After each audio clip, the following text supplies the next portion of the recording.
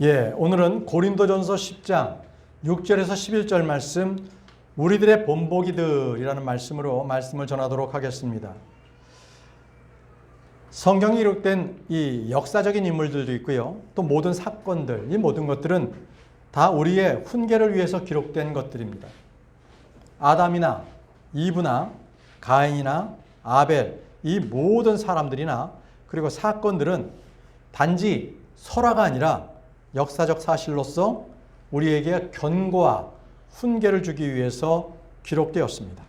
그래서 설교자들은 바로 이런 말씀들에 있는 교훈, 본보기들을 여러분들에게 가르쳐서 그것을 선포하는 것입니다. 성도들 역시 성경 말씀을 통해서 하나님의 경고를 받고 또 훈계를 받기도 합니다. 자, 그렇다면 여러분들께서는 매일 성경을 읽고 거기에서 훈계를 받고 계십니까? 디모데후서 3장 16절에는 모든 성경 기록은 하나님의 영감으로 주어지는 것으로 교리와 책망과 바로잡음과 의로 훈계하기에 유익하다고 말씀하셨습니다. 그렇습니다. 모든 성경 기록은 교리와 책망과 바로잡음과 의로 훈계하기에 유익한 책입니다. 교리는 하나님의 기준이요 또 표준입니다. 그것은 하나님의 정의를 말합니다. 교리라는 것은 건전한 틀에 있어, 진리의 틀에 있어서 우리가 그 말씀으로 살게끔 하시는 겁니다. 그러나 교리가 잘못되었을 때 자칫 마귀의 교리로 끌려다닐 수 있습니다. 이단들이 그렇습니다. 그리고 많은 사람들이 사람이 만든 교리, 그 교리에 끌려다닙니다. 세상 종교가 그렇습니다. 우리는 그리스도의 교리, 건전한 교리, 그리고 선한 교리를 본받아서 그 교리 안에서 거해야 합니다. 성경 말씀이 주시는 책망은 그 교리를 근거로 해서 죄나 잘못을 꾸짖는 것입니다. 그리고 바로잡는다는 것은 교리의 틀에 맞게 그 사람이 바뀌어지는 거지요. 그래서 바로잡힌 사람은 바로 의로 훈계하기에 유익하도록 그렇게 성장하는 겁니다. 만약에 그렇지 않다면 성경을 통해서 어떠한 본보기나 훈계도 받지 못한다면 그는 옛 생활로 다시 돌아가서 타락하게 되는 겁니다. 자, 그럼 여러분, 우리가 여기서 기억해야 할 것이 한 가지가 있습니다. 하나님께서 과연 죄인들을 어떻게 다루시는가 하는 것입니다. 죄인들을 어떻게 다루시는 분이신가? 하나님은 심판하시는 하나님이십니다. 하나님은 죄 지은 자들을 반드시 심판하시는 분이십니다. 하나님은 범죄한 천사들을 아끼지 아니하고 심판하신 분이십니다. 오늘 우리 성경 말씀에서 우리 주일 성경 공부에서도 배웠지만 재창조를 하시기까지 범죄한 사탄을 주님께서 심판하셨습니다. 하나님께서는 결코 죄를 범한 자들에게 결코 심판을 주저하거나 심판을 하지 못하는 그런 예는 주님께 없습니다. 주님께서는 이집트를 심판하셨듯이 가나안 땅에 불법이 충만했을 때 가나안 족속들을 심판하셨습니다. 그리고 범죄한 이스라엘과 유다 역시도 그들을 심판하셨습니다. 죄를 지으면 주님께서는 반드시 심판하시는 분이십니다. 우리 주님은 바로 역사하시는 하나님으로서 그분께서 특별한 민족으로 삼았던 이스라엘마저도 주님께서는 심판하셨습니다. 에스겔 5장 11절에 이러한 까닭에 내가 살아있음을 두고 맹세하노니 주 하나님이 말하노라. 내가 너의 모든 혐오스러운 것들과 너의 모든 가증함들로 나의 성소를 더럽힌 까닭이니. 자, 이들은 우상 숭배로 하나님께 범죄했습니다. 자, 그래서 주님께서 어떻게 그들을 대우하셨는지 보십시오. 그러므로 나 또한 너를 손상시키겠노라. 나의 눈이 아끼지도 아니할 것이요 내가 조금도 동정심을 지니지 아니하겠노라. 이렇게 말씀하셨습니다. 우리 주님께서는 심판 때 결코 아끼지도 동정심을 발휘하지도 아니하시는 분이십니다. 그래서 죄 지은 천사들을 하나님께서는 심판하셨습니다. 공의로서 심판하셨습니다. 온 세상의 통치자께서 바로 이 땅을 심판하실 때도 바로 공의로서 심판을 하십니다. 그래서 이 하나님께서는요, 소돔과 고모라를 심판하셨을 때 그 심판한 이유를 이렇게 기록하셨는데요. 바로 그 이후에 불경건하게 살 자들을 그들을 위해서 본보기로 그것을 소돔과 고모라를 심판하셨다고 말씀을 하십니다. 베드로후서 2장 6절 말씀을 보십시오. 베드로후서 2장 6절 말씀 한번 찾아볼까요?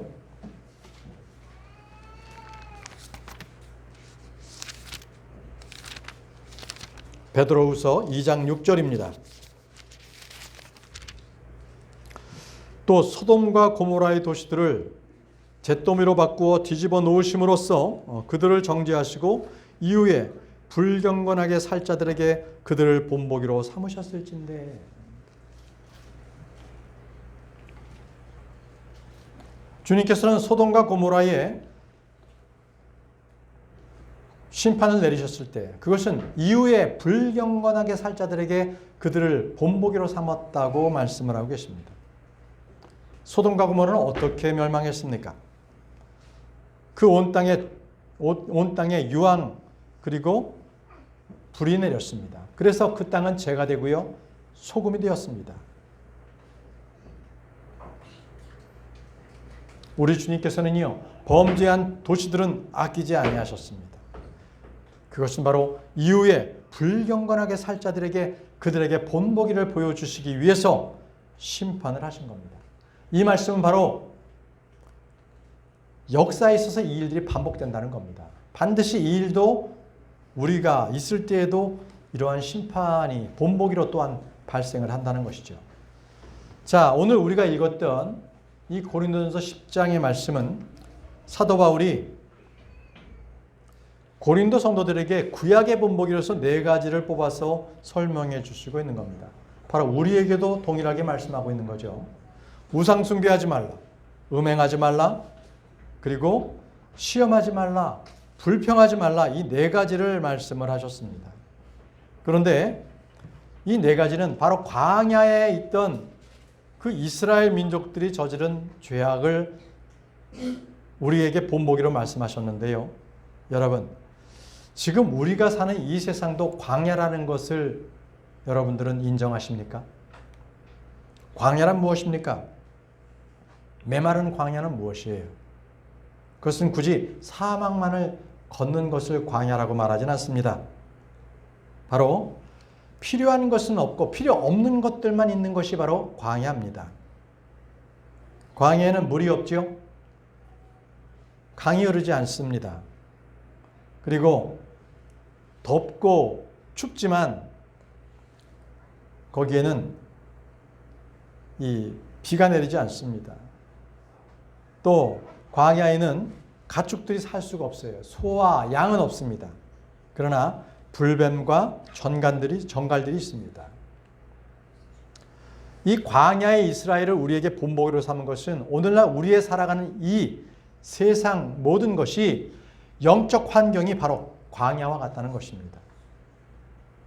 여러분들이 한번 둘러보시면 결코 우리에게 영적 삶에 있어서 필요한 것은 없고 다 불필요한 것들로서 난무하는 것이 바로 우리가 살아가는 이 세상입니다.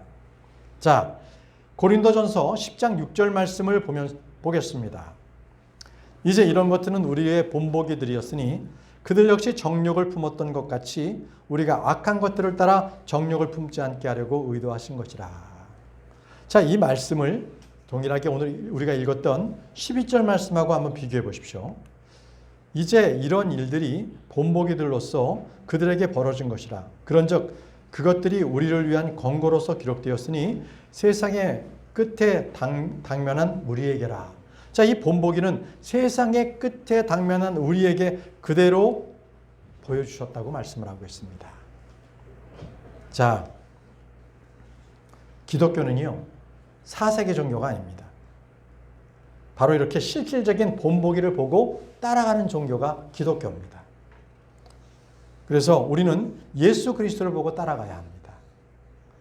우리가 지난번 시간에도 배웠지만 바울이 나를 따르라고 했지 않습니까? 바로 바울은 예수님을 따랐기 때문에 자신을 본보기로 따라오라고 했습니다.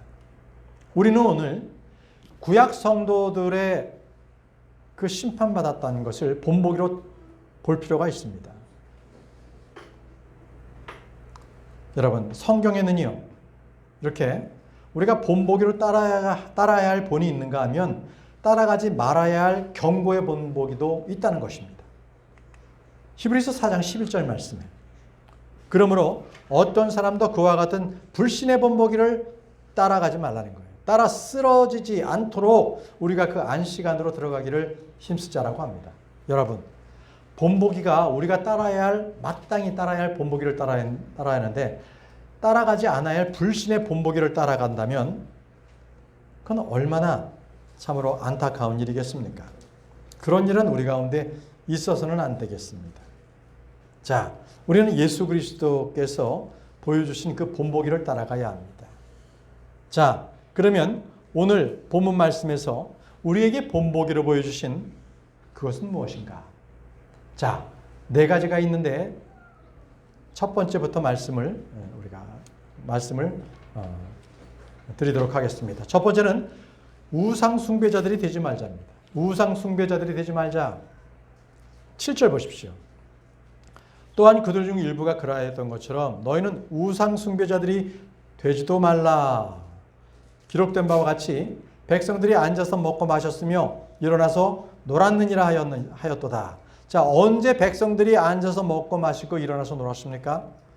바로 금송아지 사건 때, 바로 출애굽기 32장 6절에 나옵니다. 금송아지 사건 때 이집트에서 끌어낸 신이 바로 이 금송아지다라고 해서 금송아지에게 경배했습니다. 그리고 일어나서 먹고 마시면서 뛰어놀았죠. 한순간에 그들은 우상 숭배자가 되어버린 겁니다. 지금 바울은요, 고린도 성도들에게 그들 중 일부가 그러하였던 것처럼 너희는 우상 숭배자들이 되지 말라고 합니다. 이건 지금 크리스천들에게도 동일하게 말씀하고 있는 겁니다. 언제든지 우리는 우상 숭배자들이 될 수가 있습니다. 우리는 구약의 이스라엘 백성들처럼 송아지를 세우거나 바알 형상에 엎드려 절하지는 않지요. 그렇지만 저와 여러분들 안에는요, 이 마음에는 갖가지 우상이 많습니다. 우상들이 있습니다. 에스겔 14장에서는요, 마음속에 우상을 세운 사람들의 이야기가 나옵니다. 에스겔 14장 3절, 사람의 아들아, 이 사람들은 자기들의 마음속에 자기들의 우상을 세우고 라고 했습니다.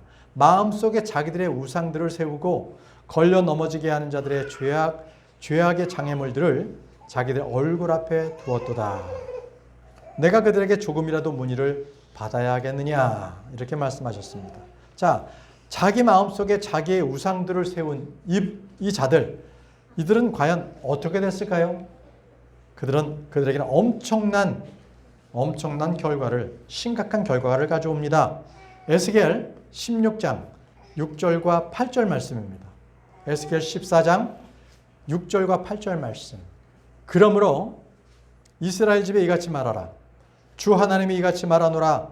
회개하라. 그래야 너희의 우상들로부터 너희 자신을 돌이키라. 너희의 모든 가증함들로부터 너희 얼굴들을 돌리라. 그리하여 내가 그 사람을 대적하여 나의 얼굴을 고정시킬 것이요 그를 표적과 속담으로 삼겠노라. 아주 안 좋은 속담으로 삼겠다는 것입니다.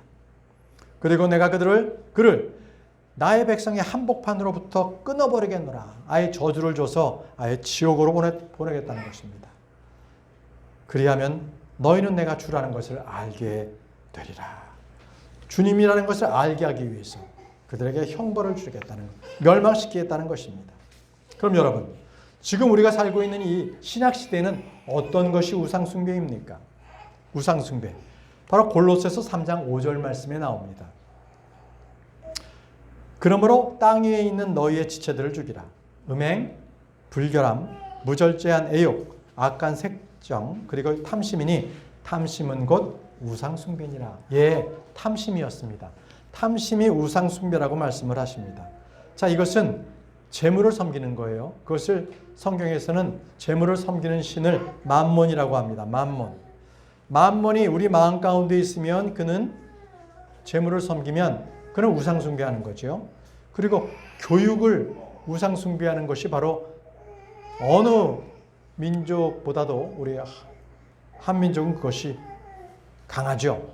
왜냐하면 대학교를 나와야만 좋은 직장, 좋은 명성, 그리고 또 많은 돈을 벌 수 있기 때문에 그래서 좋은 대학을 들어가려고 애를 씁니다. 애를 씁니다. 만약에 이 공부를 잘해서 좋은 직장이나 돈을 잘 벌려고 하는 그것이 마음속에 계속 있다면, 가득하다면 그는 우상을 섬기고 있는 것이죠. 그래서 이제 사도 요한은 요한일서 5장 21절에 이렇게 말씀했습니다. 어린 자녀들아, 우상들로부터 너희 자신을 지키라. 아멘. 우상들로부터 너희 마음을 지키라는 거예요. 우리 마음이 문제입니다. 우리가 뭔가 행동을 하기 전에 먼저 마음속에 그것이 벌써 싹터 있는 거죠. 우상이 있는 겁니다. 여러분, 우상 숭배하게 되면 그는 결국 망하게 됩니다. 자, 다음은 두 번째로 우리에게 본보기로 보여주신 것인데요. 음행을 저지르지 말라. 음행을 저지르지 말라. 말씀은 고린도전서 10장 8절입니다. 음행을 저지르지 말라. 자, 또한 그들 중 일부가 저지른 것처럼 우리는 음행을 저지르지도 말자. 우리는 음행을 저지르지도 말자. 그러다가 하루에 23,000명이 쓰러졌느니라. 여러분, 이 말씀은 민수기 25장 9절 말씀의 사건을 말씀하는데요. 이 두 구절을 이렇게 비교해 봤을 때는요. 어떤 사람들이 모순이라고 말합니다. 성경이 잘못 기록되었다고 합니다.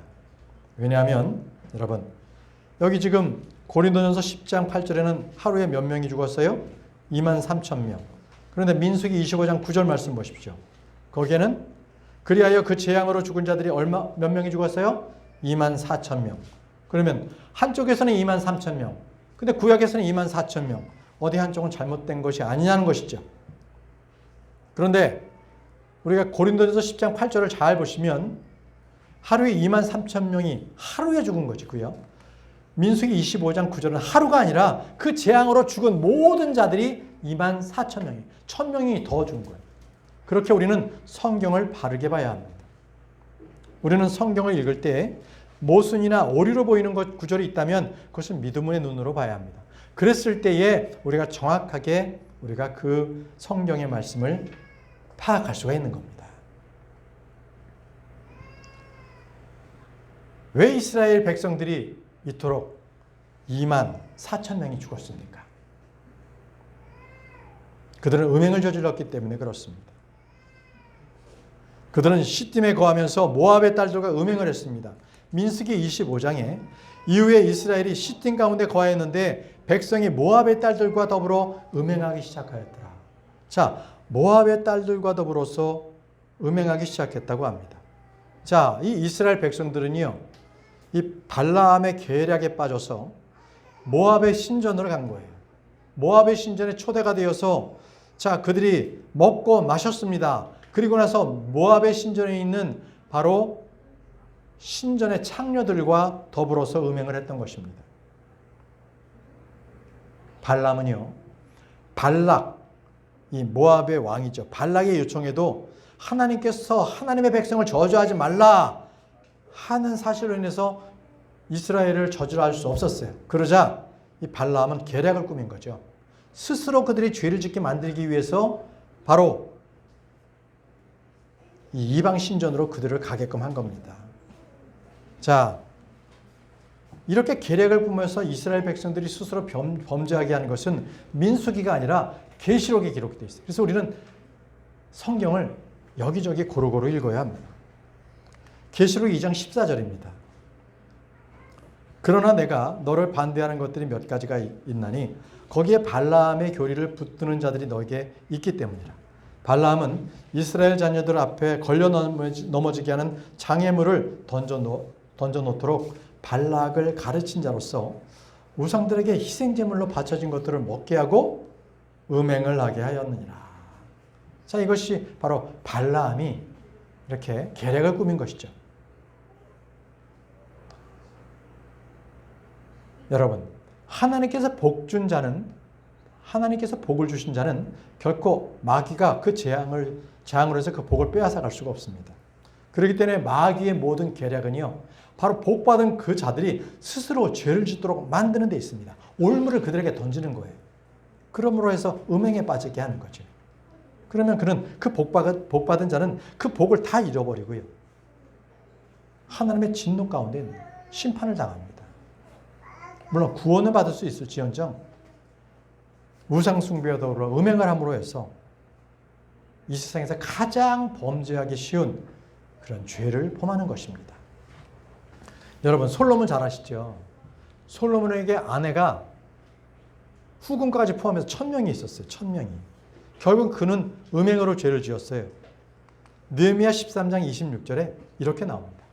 이스라엘 왕 솔로몬이 이런 일로 죄를 짓지 아니하였느냐.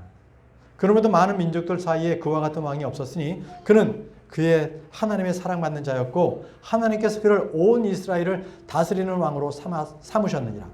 그럼에도 불구하고 그마저도 이국 여자들이 죄를 짓게 하였느니라. 자, 이 이국 여자들이 솔로몬을 죄를 짓게 만든 거예요. 우상 숭배하도록 만들고 음행하도록 만든 겁니다. 다윗 어땠습니까? 다윗도 여자에게 약점이 있었죠. 삼손도 그랬고요. 우리 성도들에게 음행보다도 더 쉽게 빠져드는 유혹은 없을 겁니다. 누구에게나요, 휴대폰을 통해서 유튜브나 넷플릭스를 통해서 아주 쉽게 음행의 영상들이 전달됩니다. 요즘엔 게임도요, 굉장히 타락한 게임들이 많이 있습니다. 인터넷, 말로 할 것도 없고요. 학교에서도요, 성교육이라고 하면서 음행을 부추기고 있습니다. 사회적으로는 어떻습니까? 간통법이 폐지가 되었습니다. 자, 이제 우리는요, 이 세대를 살아가는데 우리는 광야 같은 데서 살고 있는 거예요. 온통 불필요한 것들을 통해서 우리에게 그 난잡한 것들, 그 음행이 계속적으로 모든 이들에게 이렇게 쉽게 노출이 되고 있는 겁니다. 근데 여러분들 그 난잡한 것들을 봤을 때 어떻게 해야 되는지 아세요? 음행은요, 맞서 싸워야 할 죄가 아니에요. 음행은 피해야 합니다. 도망가야 합니다. 요셉이 어떻게 보디발의 아내에게 피했습니까? 보디발의 아내가 유혹했을 때 거기서 물러가라 마귀야 그랬어요? 아니에요. 그는 그 자리를 웃옷을 벗어놓고 도망가 버렸어요. 도망가야 합니다. 음행은 도망가야 합니다. 그래서 우리는 음행을 저지르지 말라라고 주님께서 말씀하시는 겁니다. 이 음행은요, 마음의 정욕, 이 마음의 정욕이 가득 찼을 때, 말씀이 내 안에 있을 때 정결하게 된다고 말씀하세요. 말씀이 없으면 바로 음행으로 빠집니다. 똑같은 영상이나 똑같은 그림을 보는데 말씀이 나에게 없으면 바로 그렇게 음행으로 빠져요. 시편 119편 9절 말씀에 청년이 무엇으로 자기 길을 정결하게 하리까? 당신의 말씀에 따라 그의 길에 주의함으로써 정결하게 하리다. 말씀이 들어가면요, 내가 조심하게 돼요. 하나님이 두렵고 하나님께서 나를 보고 계신다는 것을 알기 때문에 함부로 내가 정욕에 빠지지 않습니다. 내 마음을 정결하게 하죠. 무엇 때문에? 하나님의 말씀이 내 안에 있기 때문에 그렇습니다. 자, 세 번째입니다. 우리에게 본보기로 보여주신 것은요, 그리스도를 시험하지 말라는 겁니다. 그리스도를 시험하지 말라. 고린도전서 10장 9절 말씀입니다. 또한 그들 중 일부도 시험한 것처럼 우리는 그리스도를 시험하지도 말자. 그러다가 그들은 뱀들에게 멸망당하였느니라. 자, 뱀들에게 멸망당한 사건은 민수기 21장에 나옵니다. 민수기 21장 4절에서 6절 말씀을 보겠습니다. 한번 찾아볼까요? 민수기 21장 4절에서 6절 말씀입니다.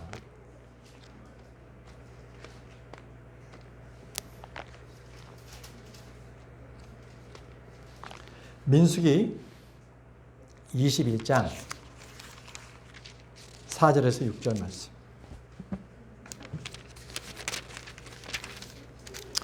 이후에 그들이 에돔 지역을 우회하기 위하여 호르산에서부터 홍해 길로 여정을 떠났더라. 그러자 그 길로 인하여 백성의 혼이 많이 낙담하였더라.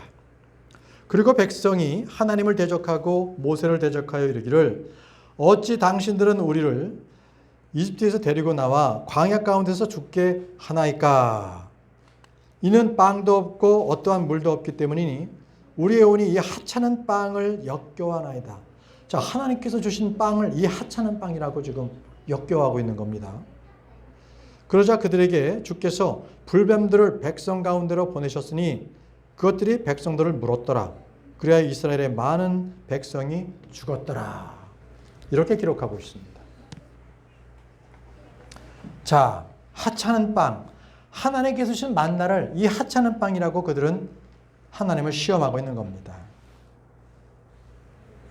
주님께서는 하나님을 시험한 그들을 바로 고린도전서 10장 9절에서는 그리스도를 시험하지 말라라고 했습니다. 예, 예수 그리스도께서 하나님이십니다. 하나님이십니다. 광야에 있던 그 이스라엘 백성들은 만나를 자꾸 먹으니까 뭐가 생각났냐면 이집트에서 종살이 했었을 때 먹었던 생선이나 오이나 멜론이나 부추나 양파나 마늘 이런 것들이 자꾸 생각이 났던 거예요. 그들은 하나님께서 주시는 음식에 실증이 났습니다. 그래서 뭐라고 하냐면 이 하찮은 빵을 역겨워한다라고 말했던 겁니다. 여러분, 하늘의 음식보다 그들은 땅의 음식이 더 좋았던 거예요. 이는 우리와 마찬가지입니다. 육신적인 성도들에게는요, 매일 성경을 읽어라 라고 하면 그것이 얼마나 귀찮고 따분한 일인지 모릅니다. 30분을 견디기 힘듭니다. 대신에 신문이나 게임이나 유튜브나 이런 것들을 보라 그러면은 30분이 뭡니까? 훌쩍 2시간은 그냥 봅니다. 찬송을 부르자 하면 찬송보다는 이 세상의 대중가요가 더 부르기를 좋아합니다. 이것은 마치 광야의 이스라엘 백성들이 이집트에서 먹었던 생선, 오이, 멜론, 그리고 부추와 양파와 마늘, 옛날 길로 다시 돌아가는 것과 똑같은 겁니다. 옛날에 즐겼던 것들이 계속 생각나는 거죠. 여러분, 말씀을 계속 읽으십시오. 이스라엘 백성들이요, 그들이 진정 육신적으로 배가 고파서 허기가 져서 그랬습니까? 아니에요. 그들은 탐심, 탐욕이 그들 가운데 있었던 것입니다. 결국은 어찌 우리를 이집트에서부터 우리를 이렇게 광야로 데리고 나왔느냐 하면서 불평하기 시작했던 것이고, 그것이 바로 우리 하나님을 시험하게 된 것이죠. 시험하게 된 겁니다. 그들이 낙담해서 어찌하여 당신들은 이라고 말했을 때 바로 그것은 바로 주님을 시험하고 있는 겁니다. 여러분, 우리가 이렇게 주님을 시험하지 않도록 하기 위해서는 매사에 감사를 드리십시오. 매사에 감사를 드리는 방법밖에 없습니다. 여러분, 저와 여러분들에게 주님께서 주신 복을 세워보십시오. 내가 지금 아무것도 가진 것도 없고 앞날이 캄캄해도 주님께서 나에게 주신 여러 가지 복들을 한번 세워보세요. 그런 찬송가도 있지 않습니까? 무엇보다도요, 저와 여러분들을 저 갈보리 십자가에서 구원해 주신 그 구원의 은혜에 감사하십시오. 데살로니가전서 5장 18절에 매사에 감사를 드리라. 이는 이것이 그리스도 예수 안에서 너희에 관한 하나님의 뜻이기 때문이라고 말씀하셨습니다. 여러분, 불평이 내 입에서 나올 때마다 하나님께 감사를 드리십시오. 그럴 때 내가 이토록 감사할 게 그렇게 많았나? 이렇게 고백하게 됩니다. 하나님은요, 감사는요, 하나님께서 기뻐하시는 희생제물이라고 말씀하셨습니다. 왜 나에게 이런 일이 있습니까? 어찌하여 이런 일이 나에게 있습니까? 하면서 그렇게 반문, 의문을 갖는 것보다 그럴 때마다 우리는 이게 하나님을 시험하는 것이구나 하고 바로 바뀌어서 우리는 하나님을 이렇게 감사하는 그러한 사람들이 되길 바랍니다. 자, 이제 마지막으로 네 번째입니다. 네 번째 구약의 본보기로서 우리에게 주신 것은 불평하지 말랍니다. 불평하지 말라. 10절 말씀입니다.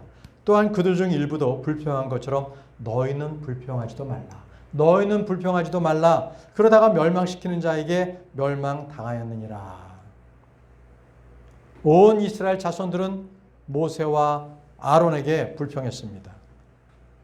단순하게 불평한 것이 아니라 이 광야로 데려나온 그 자체를 인도하신 하나님을 불평했습니다. 그리고 현재 만족할 것이 없고 정말 아늑하고 따뜻할 것이 없는 그런 환경들을 그들은 불평했어요. 민수기 14장 2절에 그러면서 모든 이스라엘 자녀들이 모세를 대적하여 또 아론을 대적하여 불평하였더라. 그리고 온 회중이 그들에게 이같이 말하였더라. 하나님께서 우리를 이집트 지역 가운데서 죽게 하였더라면 좋았으리라. 아니면 하나님께서 우리를 이 광야 가운데서 죽게 하였더라면 좋았으리라. 이렇게 자신들이 이집트 또는 이 광야에서 그냥 아예 죽였으면 우리가 좋았겠다. 이렇게 그들은 불평을 했습니다. 그런데 주님께서 이 불평을 다 들으신다는 거예요. 이 불평을 다 들으셨어요. 그래서 27절에 이렇게 말씀하십니다. 나를 대적하여 불평하는 이 악한 회중을 내가 얼마나 오랫동안 참아야 하겠느냐. 내가 이스라엘 자녀들의 불평들을 들었으니 그들이 나를 대적하여 불평하는 것들이라. 모세와 아론에게 불평한 것 이것이 아니라 바로 하나님은 나에게 불평했다고 말씀하셨습니다. 여러분, 불평하는 것, 내 지금 처지, 내 지금 환경, 이것을 불평하는 것이 얼마나 큰지를 알아야 합니다. 불평이라는 것은 불만족스러움에서 나옵니다. 불평은 바로 감사하지 않은 마음에서 그들은 나옵니다. 사랑하는 형제자매 여러분, 여러분들 지금 만족하고 있습니까? 주님께 감사하고 있습니까? 크리스천 아내가 남편에게 복종해야 하는데 복종하지 않고 불평한다면 가정이 힘들어집니다. 크리스천 자녀들이 부모에게 할 공경함을 잊어버리고 불평한다면 그것은 하나님의 진노를 삽니다. 여러분, 우리 모두는 생각해야 합니다. 회사에서나 가정에서나 교회에서나 그 어느 곳에서도 불평하는 사람들은요, 뭔가 건설적이 되지 못합니다. 세워주지 못해요. 주님께서는 바로 그런 자들을 악한 자들이라고 말씀하셨어요. 불평하는 자들을 바로 멸망을 시키셨습니다.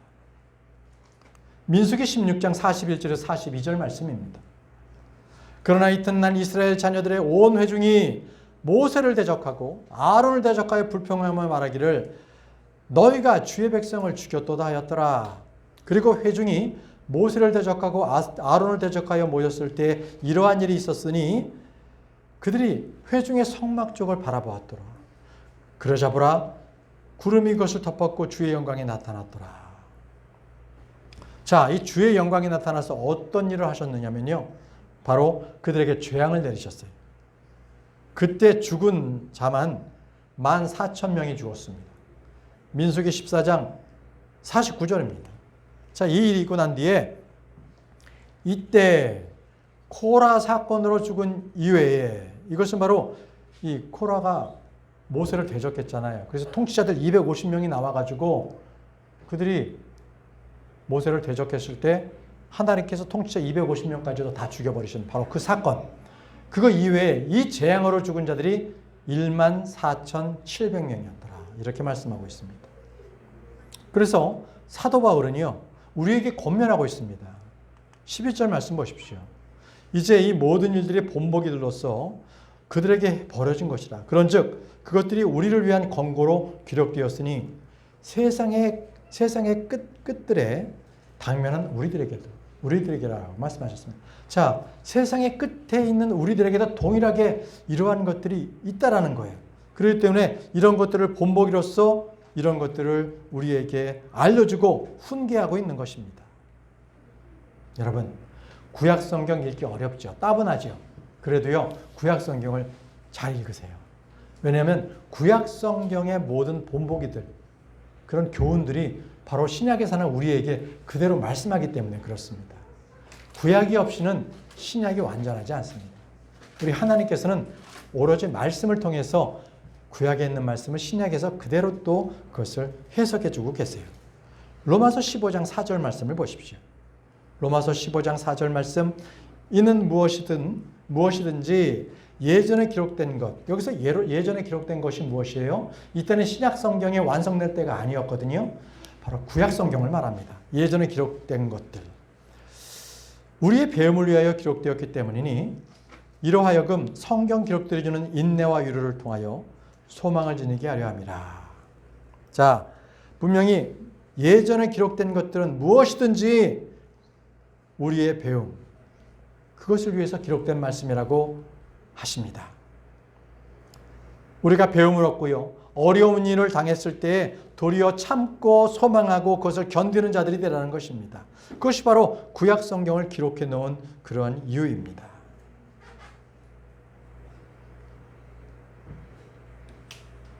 여러분, 저와 여러분들은 지금 이 세상의 마지막 때를 살고 있는 사람들입니다. 그래서 우리가 읽어야 할 책은 바로 성경, 특히 구약 성경을 읽어서 우리가 본보기를 얻어야 합니다. 이제 말씀을 마치겠습니다. 오늘 우리는 광야에 있는 백성들, 이스라엘 백성들이 겪은 4가지에 대해서 우리가 본보기로 교훈을 배웠습니다. 첫 번째가 우상 숭배하지 말라였죠. 두 번째가 음행하지 말라입니다.